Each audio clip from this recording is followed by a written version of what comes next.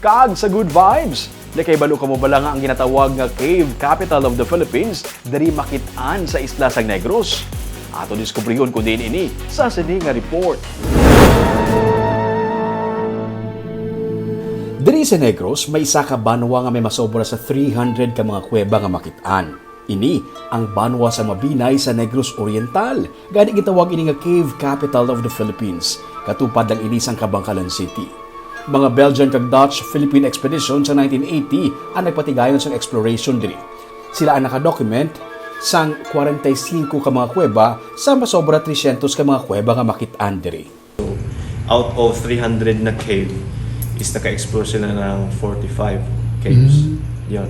So yung iba unexplored? So meron pang maraming unexplored talaga.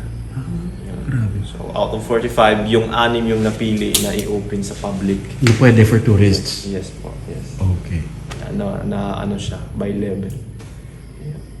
Anom diri ang ginbuksan sa turista. 3 ang kabahin sa Bulwang Caves. Ang Bulwang Caves yara lang sa higad sang main highway sang Banwa.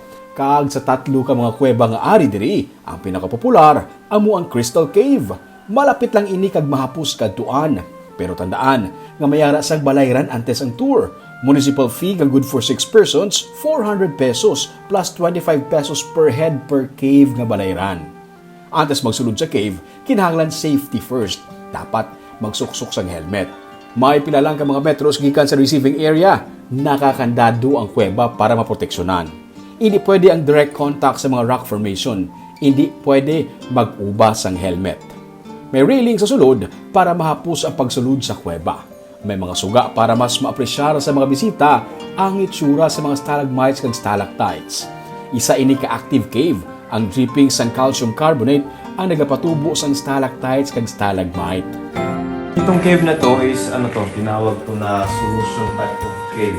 Solution? Yes po. Kasi yung makikita nyo lahat dito is yung mga cave formations na dito is made of calcium carbonate deposit.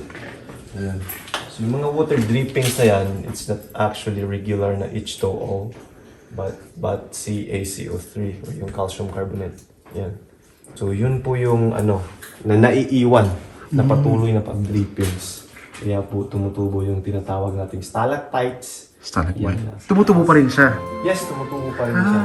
Okay. May mala coral reef nga itsura sa sulod sang kuweba. Educational ang mag-tour sa kuweba. Dugang nga mga impormasyon hindi lang sa kabataan kundi pati sa may mga edad na. Matapos ang tour, mahangpan mo kung nga kinahanglan nga ginahalungan kag wala ginaguba ang mga nagapabilin pa nga mga kuweba.